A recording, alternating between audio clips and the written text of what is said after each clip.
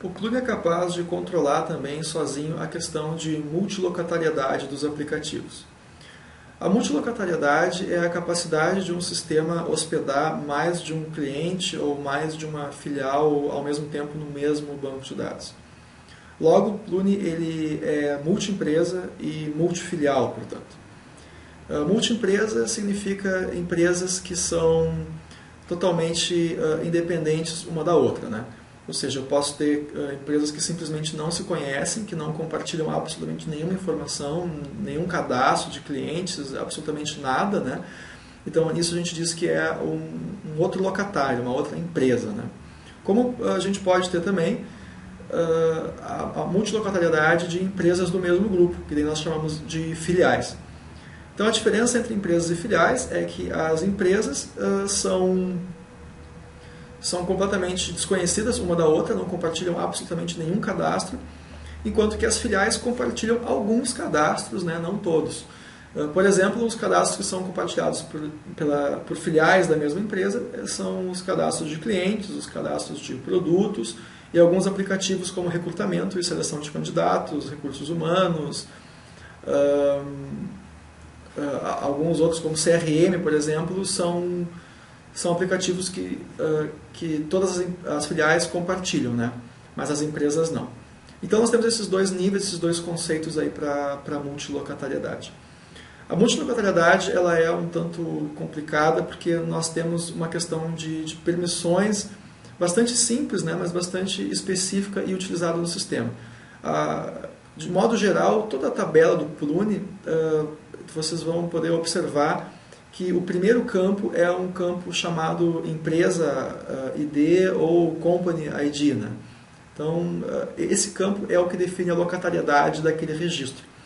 Logo, todas as empresas do sistema vão utilizar a mesma tabela.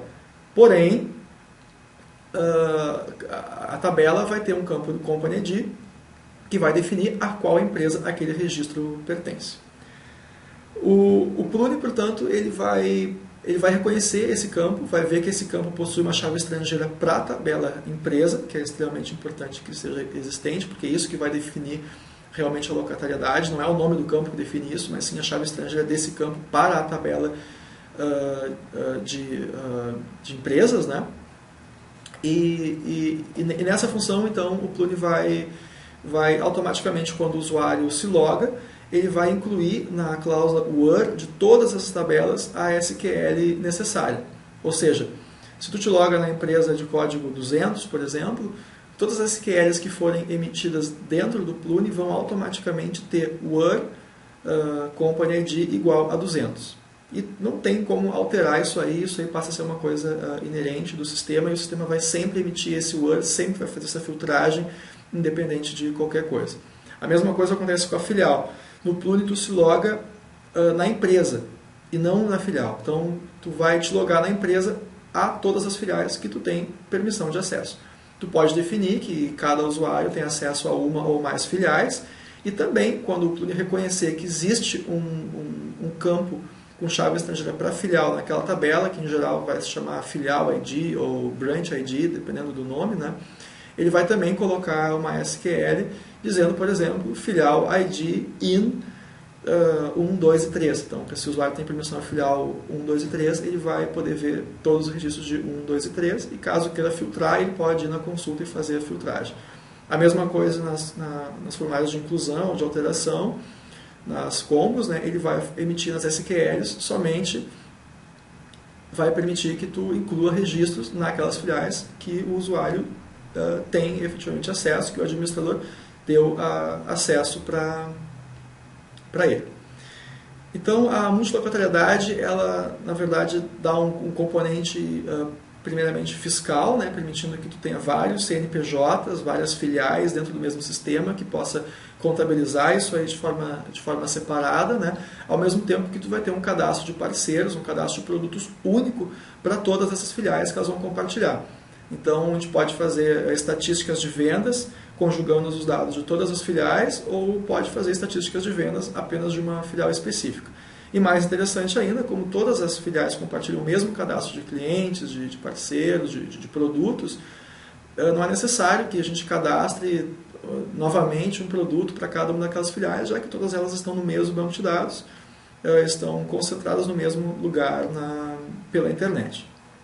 A mesma coisa com a empresa é um nível maior, né, que vai permitir que a gente possa ter empresas independentes do mesmo grupo ou de grupos diferentes dentro do mesmo banco de dados. Então é um nível ainda acima, né, que o Pluni permite que isso aí seja tratado, e o programador simplesmente não tem que se preocupar com isso, não tem que se preocupar com o login, não tem que se preocupar com que ele tem permissão, ele vai automaticamente inserir essas SQLs de restrições para total conveniência do programador e do usuário.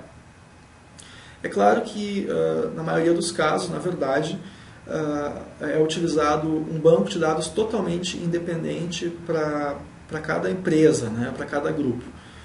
Porque a plataforma de desenvolvimento Pluni para a criação de extensões, ela é por banco de dados. Então, toda vez que eu crio uma extensão, crio uma tabela nova, customizada para um cliente, essa tabela é criada no banco de dados e não no locatário específico, porque ela é uma tabela física do banco de dados. Logo, a gente vai tradicionalmente criar um banco de dados completamente novo para cada cliente, para que ele possa ter liberdade total de customização do seu aplicativo, né, sem que isso interfira nas demais empresas, nos demais clientes. Então, apesar de ter esses recursos todos, de forma geral, a gente vai ter um banco de dados para um único cliente, e esse banco de dados vai ter uma única empresa, um único locatário, com várias filiais, né, que dentro desse mesmo banco de dados.